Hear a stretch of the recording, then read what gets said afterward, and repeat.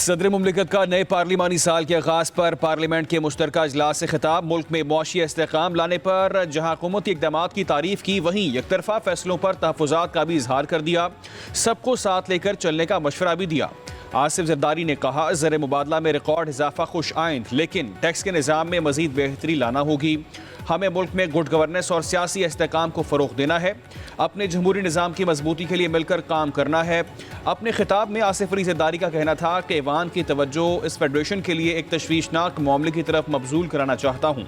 मेरी ज़ाती जिम्मेदारी है कि ऐवान और हुकूमत को ख़बरदार करूँ कि आपकी कुछ एकतरफ़ा पॉलिसीज़ विफाक पर शदीद दबाव का बायस बन रही हैं। विफाकी इकाइयों की शदीद मुखालिफत के बावजूद हुकूमत का दरियाए सिंध के निज़ाम से मज़ीद नहरें निकालने का एकतरफ़ा फ़ैसला है। इस तजवीज़ की बतौर सदर हिमायत नहीं कर सकता। मैं इस हुकूमत से दरख्वास्त करता हूँ कि वो मौजूदा तजवीज़ को तर्क करे। हुकूमत तमाम स्टेक होल्डर्स के साथ मिलकर काम करे। विफाक की इकाइयों के दरमियान मुतफ़िक़ा इत्तफ़ाक़ राय की बुनियाद पर काबिल अमल पायदार हल निकाला जाए।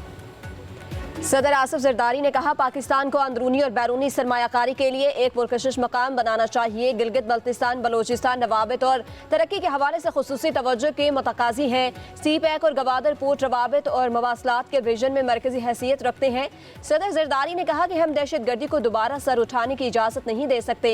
दहशत गर्दी के खिलाफ जंग में सिक्योरिटी फोर्सेज ने अपनी जानों की कुर्बानी दी है। कौम और बहादुर मुसल्लह अफवाज के ताउन से दहशत गर्दी की लानत को ख़त्म करने के लिए पुरअज़्म है।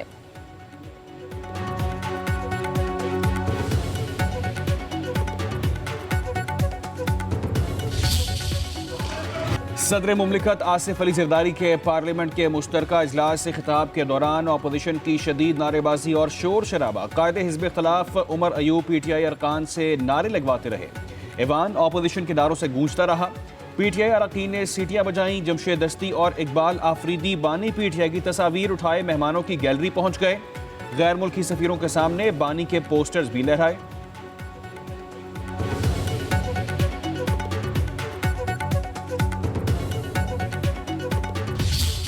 आज सदर जरदारी ने अपना तारीखी खिताब किया है। पहली सदर है हमारा तारीख में जिसने आखिरी बार पार्लियामान से खिताब किया, और उस तकरीर में मैं समझ रहा हूँ कि जहाँ सदर साहब ने जो हुकूमत ने मीशत के हवाले से इम्प्रूवमेंट्स किए हैं उसका भी जिक्र किया, उसका भी तारीफ किया। जहाँ जहाँ मसाइल है सदर साहब ने उनके निशानदेही किए हैं। बिलावल भुट्टो जरदारी ने पार्लियामेंट के मुश्तरका इजलास में अपोजिशन का रवैया गैर संजीदा करार दे दिया। कहा, अपोजिशन को अवामी मसाइल के हल में कोई दिलचस्पी नहीं, वो सिर्फ अपनी सियासत चमकाना चाहते हैं। बिलावल भुट्टो ने कहा, सदर आसिफ जरदारी ने पार्लियामेंट से तारीखी खिताब में हुकूमती मुआशी इक़दाम का अहाता किया, जहाँ जो मसाइल हैं उनकी भी निशानदही की।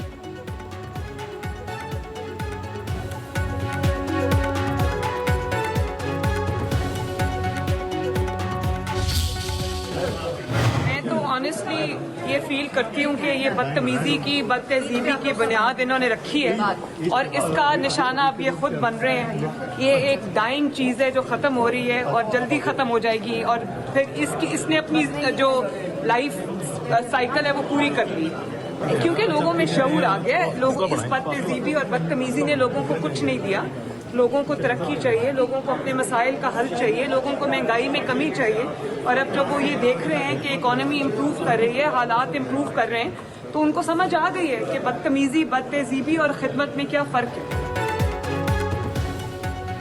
अपोजिशन ने बदतमीजी और बदतहजीबी की बुनियाद रखी, उसका निशाना अब ये खुद बन रहे हैं। वज़ीर आला मरीम नवाज का सदर के खिताब के दौरान अपोजिशन के एहतजाज पर रद्द-ए-अमल। कहा, अब लोगों में शऊर आ गया है, अवाम तरक्की चाहते हैं, मसाइल का हल चाहते हैं। कहा कि अब मुआशी इस्तेहकाम आ रहा है, हालात बेहतर हो रहे हैं। लोग जान चुके हैं कि बदतमीजी, बदतहजीबी और खिदमत में क्या फ़र्क है।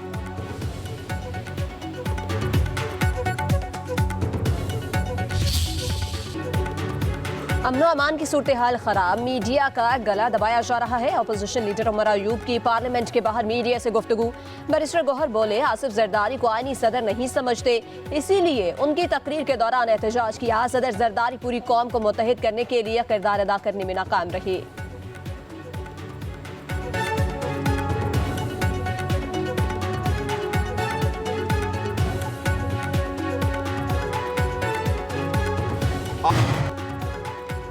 हंगामा राई PTI की रिवायत बन चुकी। पार्लियामेंट के मुश्तरका इजलास में ऐसा नहीं होना चाहिए। वज़ीर दिफा ख्वाजा आसिफ कहते हैं कि बानी PTI के साथ मुज़ाकरात तो कभी हुए नहीं, मैंने तो पहले ही कह दिया था कि मुज़ाकरात नहीं हो रहे। बानी अगर हज़ारों की तादाद में तालिबान को ना लाते तो आज दहशतगर्दी ख़त्म हो चुकी होती। सदर मुमलिकत के दिए एजेंडे पर अमल पैरा होंगे। सदर पाकिस्तान का खिताब, आइन की ज़रूरत है।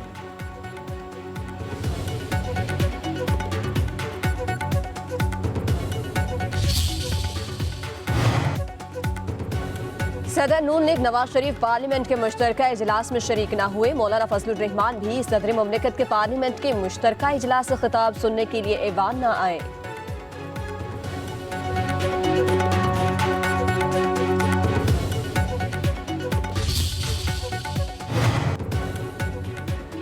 पार्लियामेंट के मुश्तरका इजलास से कबल सदर आसिफ अली जरदारी और वज़ीर आज़म शहबाज शरीफ की मुलाकात। स्पीकर चैम्बर में होने वाली मुलाकात में चेयरमैन सेनेट यूसुफ रज़ा गिलानी और डिप्टी वज़ीर आज़म इसहाक डार भी मौजूद थे।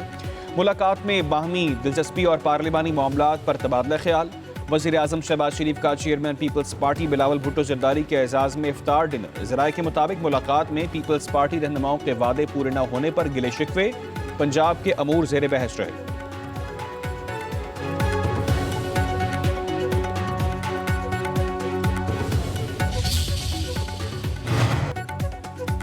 शरह सूद 12% पर बरकरार। स्टेट बैंक ने मॉनेटरी पॉलिसी का ऐलान कर दिया। स्टेट बैंक के मुताबिक मुआशी सरगर्मियां मुसलसल बढ़ रही हैं।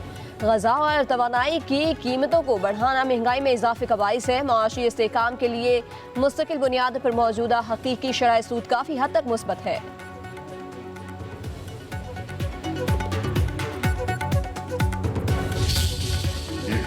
5,000 रुपये फी खानदान मिलेंगे तो वो अपनी जो उनकी रिक्वायरमेंट है तो वो अपनी ज़रूरत के मुताबिक ये चीज़ें खरीद कर जिम्मेदारियाँ उसको अदा कर सकें। एक्चुअली जो वैलिडेशन का इसमें बाकायदा इंटीग्रल पार्ट है, कॉम्पोनेंट है और मुकम्मल तौर पर वैलिडेशन का निज़ाम जो है वो रूबर अमल है।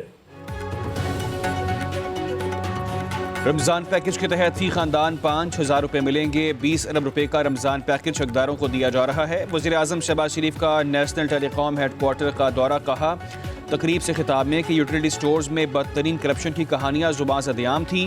डिजिटल वॉलेट के जरिए करप्शन का खात्मा कर दिया। पहली बार लाइनें लगी, ना ही शिकायत आई। 40 लाख खानदानों के 2 करोड़ से ज़ायद अफराद प्रोग्राम से मुस्तफ़ीद होंगे।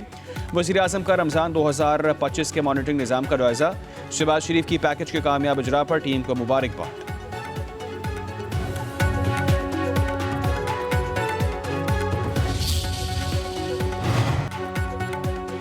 कर्ज की फौरी किस्त के लिए IMF से मुज़ाकरात अहम मरहले में दाखिल। पॉलिसी सतह के मुज़ाकरात में आइंदा माली साल के बजट पर बातचीत। ज़राए के मुताबिक पाकिस्तान को $1 अरब की किस्त के लिए नए अहदाफ का सामना करना पड़ सकता है।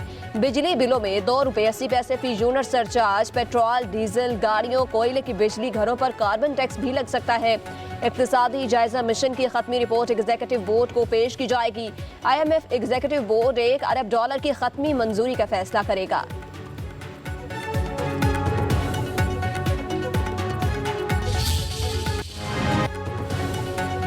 आर्मी एक्ट के दायरे में दर्ज जराइम अगर सिविलियंस करें तो क्या होगा? FBLE केस में जराइम करने पर उसका दायरा इख्तियार सिविलियंस तक बढ़ाया जा सकता है या नहीं? सुप्रीम कोर्ट में समाअत के दौरान जस्टिस जमाल मंदोखेल ने सवालात उठा दिए। कहा FBLE केस में तय हुआ आर्मी एक्ट फौज के मेंबरान के लिए बना। जस्टिस मोहम्मद अली मजहर ने कहा कि FBLE केस में कहा गया कि पार्लियामान इस मामले पर 2 साल में रिव्यू कर सकती है, मगर आज तक पार्लियामेंट ने कुछ नहीं किया। वकील हामिद खान ने दलाइल दिए, आइन में फौजी अदालतों की गुंजाइश नहीं।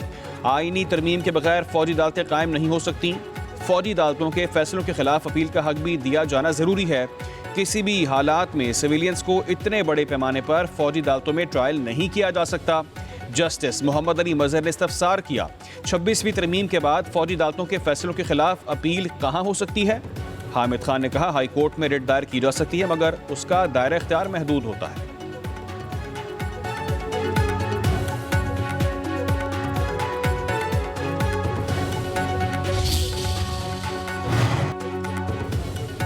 फौज एग्जीक्यूटिव का हिस्सा है जो अदालती इख्तियारात इस्तेमाल नहीं कर सकती। आइन के इस आर्टिकल में वाज़ेह लिखा है कि अदलिया एग्जीक्यूटिव से अलग होगी।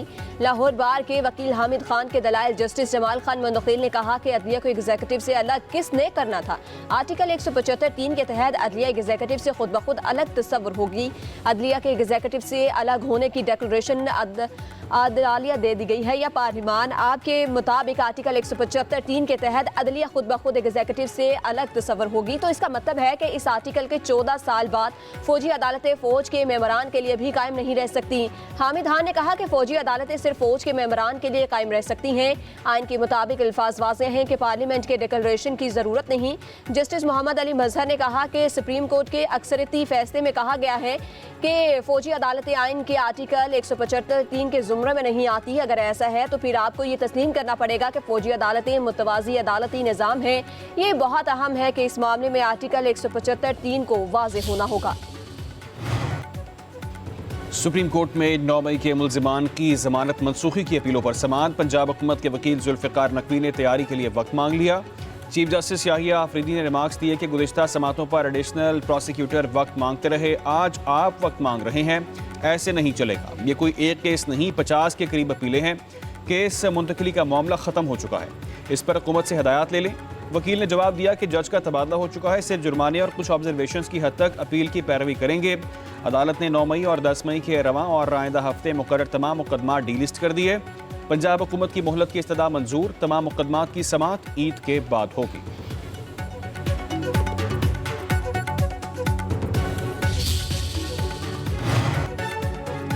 सुपर टैक्स केस की समाअत करने वाला सुप्रीम कोर्ट का बेंच टूट गया। जस्टिस अमीनुद्दीन ने रिमार्क्स दिए। Justice Aamir Farooq high court में इस मामले पर फैसला दे चुके हैं, अब दोबारा वो केस नहीं सुन सकते। कंपनी वकला की केस की समाअत ईद उल फितर के बाद करने की इस्तदा मुस्तरद। सुप्रीम कोर्ट का केस की समाअत रोजाना की बुनियाद पर करने का फैसला। जस्टिस मोहम्मद अली ने रिमार्क्स दिए। फरूख नसीम साहिब, ईद तक ये केस मुकम्मल नहीं होगा, समाअत कल तक मुलतवी कर दी गई।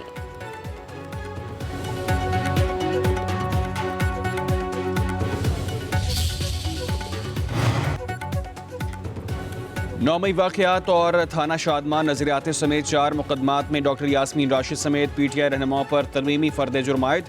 इंसदाद दहशतगर्दी अदालत के एडमिन जज मंजर अली गिल ने कोट लखपत जेल में समाअत की। मुल्जिमान का सेहत जुर्म से इनकार। अदालत ने गवाहों को 13 मार्च को तलब कर लिया। खतीजा शाह और सनम जावेद समेत दीगर मुल्जिम पेश हुए। शाह महमूद कुरैशी और डॉक्टर यास्मीन राशिद समेत दीगर ज़ेर हिरासत मुल्जिमान की हाजिरी मुकम्मल की गई।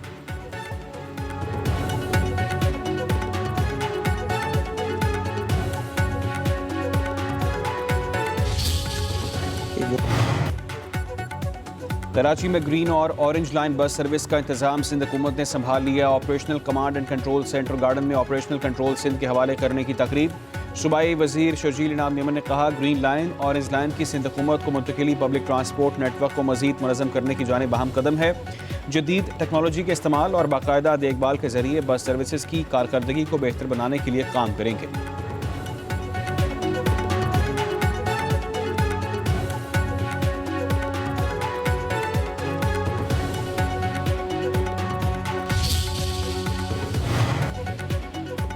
पंजाब में पहली मरतबा मशीनी काश्त के तारीखी दौर का कामयाब आगाज। सबसे बड़े सुपर सीडर प्रोजेक्ट की लॉन्चिंग से स्मोक में वाज़े कमी का इम्कान।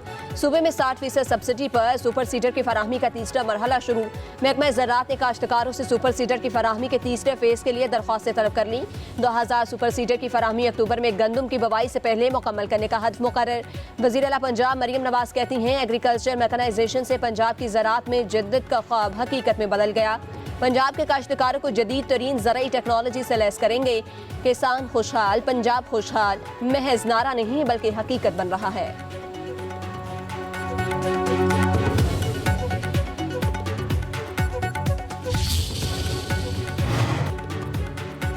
पाकिस्तान में अदलिया में खवातीन की बढ़ती हुई नुमाइंदगी खुशाइंद है। Chief justice Pakistan justice Yahya Afridi का खवातीन जुडिस के आलमी दिन पर पैगाम कहा, खवातीन जुडिस की खिदमात को तस्लीम करना हमारा फ़र्ज़ है। सिनफी मसावत और अदलिया में खवातीन की शमूलियत एक मुस्बत पेशरफ्त है। इंसाफ की फराहमी में खवातीन जुडिस का किरदार काबिल सताइश है। खवातीन वकला और जुडिस के लिए मज़ीद साजगार माहौल फराहम करेंगे। इंसाफ तक रसाई को हकीकत बनाने के लिए काम जारी रखेंगे। खवातीन जुडिस की साबित कदमी और दयानतदारी आने वाली नस्लों के लिए मसले राह है।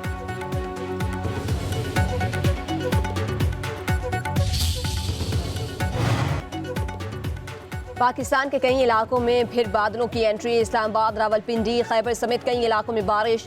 लाहौर में सूरज और बादलों की आंख मशोली। कश्मीर और गिलगित बल्तिस्तान में भी बादल बरसेंगे। खैबर पख्तूनख्वा के बालाई इलाकों में बर्फबारी। वादी अतीरा के पहाड़ों पर बर्फ की चादर बिछ गई। शिगर समेत गिलगित बल्तिस्तान भर में बर्फ पड़ी। मरी गिलियात में मजीद बर्फबारी मुतवक्की।